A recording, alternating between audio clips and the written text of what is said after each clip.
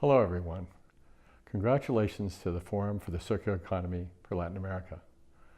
I'm very excited to be talking to you in Chile because I've had the privilege of meeting with the government there, visiting, and of meeting with the United Nations, many places, many times, all the way back to the Earth Summit in Brazil. And the idea of connecting to Europe and the rest of the world is critical now because of leadership in the circular economy that is coming from everywhere and coalescing. So to bring it to Latin America is a marvelous thing, and I'm very happy to have the chance to speak with you and have prepared a small talk. I'm here to talk about the circular economy and cradle-to-cradle thinking and how it might affect the future of Latin America and the future of Chile, where you are. Now, for me, as a designer, I see design as the first signal of human intention. So let's start with our intentions. And it's wonderful to think about the circular economy as an intentional act on the part of our human species and what it might mean. So let's think about the first industrial revolution for a minute and what the implications might have been if it was actually intentional when we see what's happened. So you have to ask yourself, did we intend to put billions of pounds of hazardous material into our water, our air, and our soil every year? When we hear of places like China, where they've reported 19.4% of their farmland has become toxic to food, when we look at air quality questions and particulates that have become of grave concern in our cities from air pollution, we have to ask ourselves, did we do this by intention? When we look at the plastics in the ocean, did we plan on putting plastics in the ocean? Was this our intention? So as we look at the effects of the first industrial revolution, what we see first is that the framework seems to be take, make, waste. And the world was seen as a place big enough that you could throw things away. Well, we know now that there is no away, that away itself has gone away. So that begs the question of what do we do with our waste? Well, waste in nature is food. So in Cradle to Cradle, we look at things in biology and natural systems and say, what a wonderful thing. A cherry tree wastes blossoms, and they go to the soil and become cherry trees again and other things. So in nature, waste equals food for nature. Well, what if we applied that same idea to industry as well? So now we have biological systems, waste equals food, but what if we had technical systems, industrial systems, where waste equals food? That would mean that instead of having to look at mining, for example, and say natural resources, we can actually talk about resources as resources. So the sources might be a copper mine in Chile, but the resource is the copper in an electric motor. And then we can start to imagine, what if we store our copper in electric motors and see it as a product, as a service? And then all of a sudden, a country like Chile, for example, becomes a place that works with copper as a perpetual asset for civilization. Because we need it in use, it's how we move electricity. So all of a sudden we realize that we can have resourcefulness and eliminate the concept of waste in industry, and that the benefits financially are astonishing.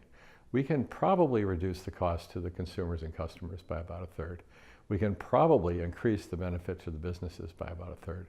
And in the meantime, go from being take, make, waste to take, make, regenerate. Where is the circular economy going globally? Well, it's a really important question, and it's also one in the context of the current financial markets that requires a little reflection. Because if we look at the GDP of the world, we see it being about $80 trillion. And then we see the financial markets being $900 trillion. So the GDP has become about 10% of the financial markets, which means that most of it is derivatives.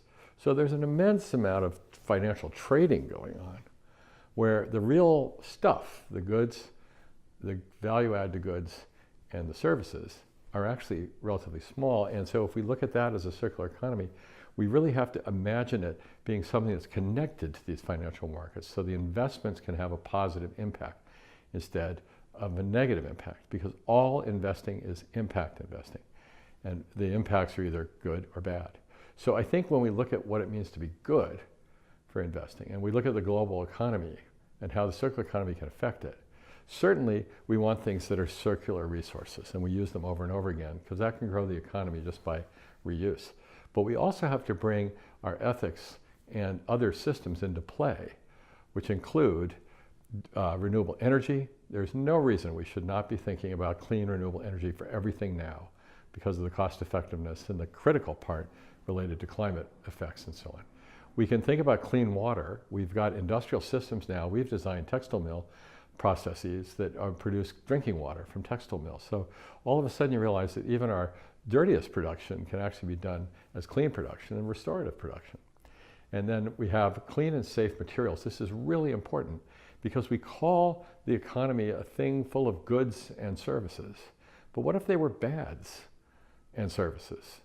Well, then if you do it again in a circular economy and they're bad things, then we've done it again. So it's worse. We keep doing the wrong thing over and over again. So it's actually a critical design question to make things good first, safe and healthy in circular economies that are shared and sharing with renewable energy and clean water, but mostly because we're here to provide good lives for people. And this means jobs, this means creative opportunity for people, it means education, it means civilizations that have cultures of mutual respect and support. And so combining all those 5 aspects becomes a critical element of the future global circular economy, because if all we do is what we did yesterday with a linear economy and put it in a circle, then we're just going to do the wrong things in many cases over and over again, and that's not the opportunity that we all want. After 40 years of doing this work, I often get asked questions about where do you start? What do you do? How do we set our goals? How do we measure success? And I think one framework to use that I work with often is the notion of commerce, to me, as the engine of change is really critical, because commerce is very fast. The guardian, the state, is slower and is serious. And so when you put these two things together and think about the circular economy and cradle to cradle goodness, we realize that the fast and the creative and then the slow and the serious can be brought together but not get confused.